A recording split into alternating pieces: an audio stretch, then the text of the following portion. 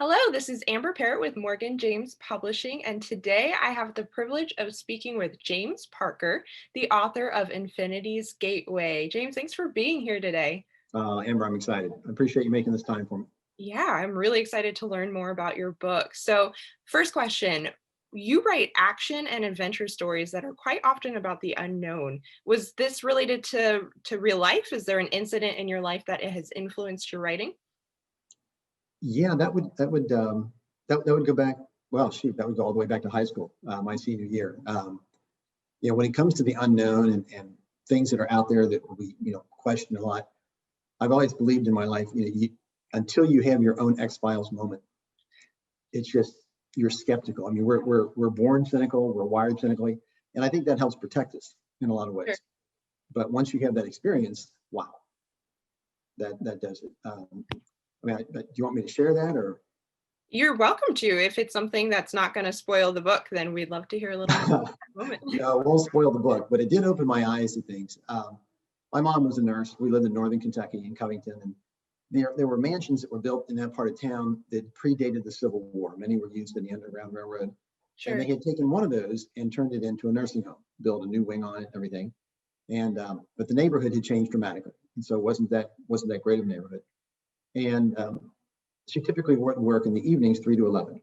Now, when they hired her, they said, "Hey, you may hear things, see things, and you can't explain. We're not going to tell you this place is haunted, but these things happen." Well, she died laughing about it. She came home, she told us about it. We died laughing about it, and that was it. Well, she traded shifts to work the night shift for a friend of hers who needed off. And it was a Friday night. I'll never forget this. I was at home. I was watching late night TV with my good friend Bob, and she called and she said, "What are you doing?" I said, "Well, really nothing. We're just kind of hanging out here." And she said, "Would you mind coming over and spending the night with us?" And I'm like, "No, what's going on?" She said, "Well, the third floor, which we don't use, there's only like 5 or 6 rooms up there, had a closed-in stairwell. We keep hearing somebody walk from one end of the floor to the other. And Oh, they come down the stairs and we're just waiting for that door to open." And I said, "Well, Mom," I said, "don't be silly, call the police." She said, "We have. They've been here twice." So Bob and I decided to go over. Now, Amber, is important in this part of the story to realize that Bob and I were probably two of the bigger cowards in Campbell County. So, I mean, it's just very important. We got over there and we were hanging out on the second floor nurse's station. And here it came. I mean, this was after a couple hours, but here it came. And if it was a mouse, he was wearing boots. I mean, you didn't have to listen for it. You heard it. Somebody walked from one end of the floor to the other. They came down the stairs, boom. And so I said, "Look, call the cops. You've got somebody in here. They're messing with us. Call the cops." Well, this time the police returned and they brought a canine unit. And it was a beautiful dog, massive shepherd. I'd never seen one that big dog. And they hung around and hung around. And finally, one of the cops pulled me aside and he goes, "Look," he goes, "we got to leave. This is just, please don't be offended, but this is just a bunch of old ladies afraid of the dark and we just can't do this." sure. And I knew it was going to be just like TV. They would leave and whatever it was would come back and kill us all. So they're getting ready to leave and here come the footsteps. And if I had been a woman, I would have given them the "I told you so" look. But they looked at me and said, "Wait there." So we stayed by the nurse's station. They walked down about 20 feet away from us to where the door to that staircase was. One officer put his hand on the door, had his gun out.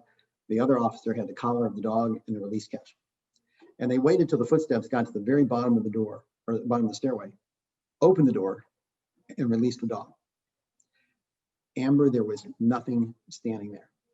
I have never been so scared in my life. I mean, they talk about the hair standing up on the back of your neck. It's real. Oh my goodness. That shepherd put its tail between its legs and backed into the wall whining. They never could get that dog up those stairs. One of the cops finally regained his stomach, ran upstairs, looked around, nothing.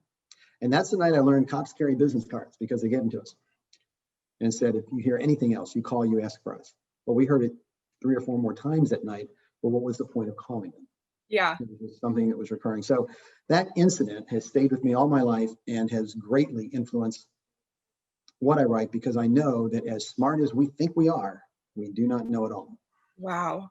Oh my goodness. That is quite the experience. I totally understand how that would overflow into what you're writing and what you're sharing with other people. Wow. That is definitely unforgettable.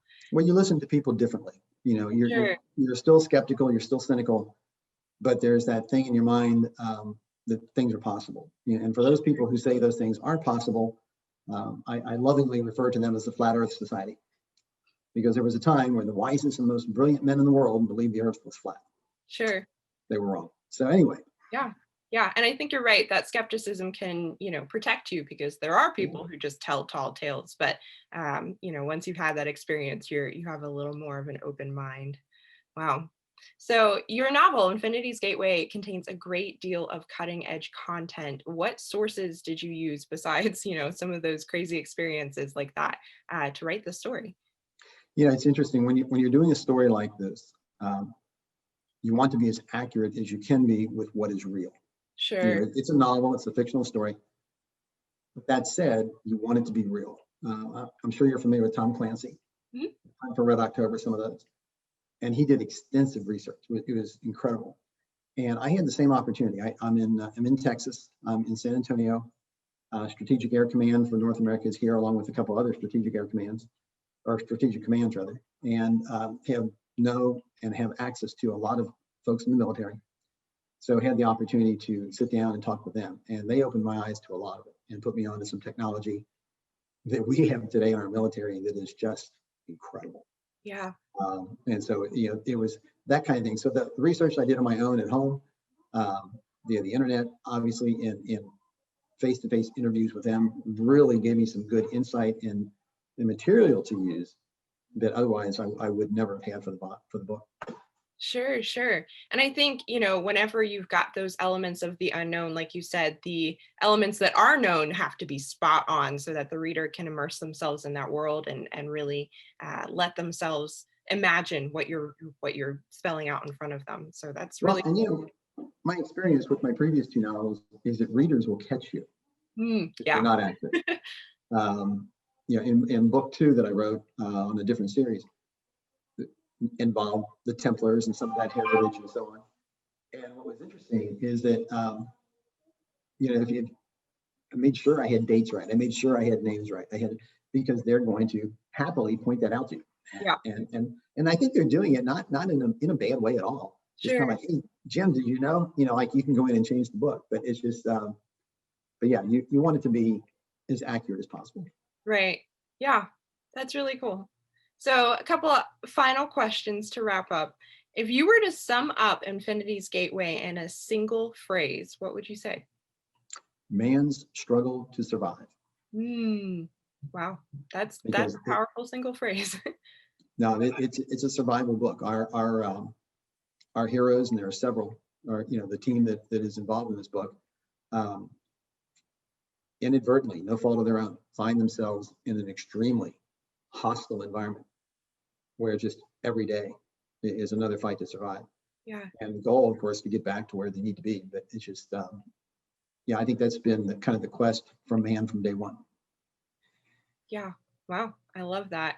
Well, thank you so much, James. We are super excited for the release of your book and congratulations for that. And viewers at Thank you. home, thank you for tuning in and checking out James Parker's new book, Infinity's Gateway. It's available wherever books are sold. Before we close today, James, where can viewers connect with you at home? They can connect with me on, I have an email set up, james.parker317 @yahoo.com. The webpage is infinitiesgateway.com. And I'm on Facebook. They Awesome. can find me there as well. Thank you so much. I'm sure viewers at home are super eager to connect. And thank you again, and congratulations on the release of your book. Well, I appreciate that. And for those of you who are looking for a neat cover, my publisher did a great job. So just wanted to make sure we got that in. Yeah, it was our privilege. Thank you, Amber. I really appreciate it. Yeah, thank you.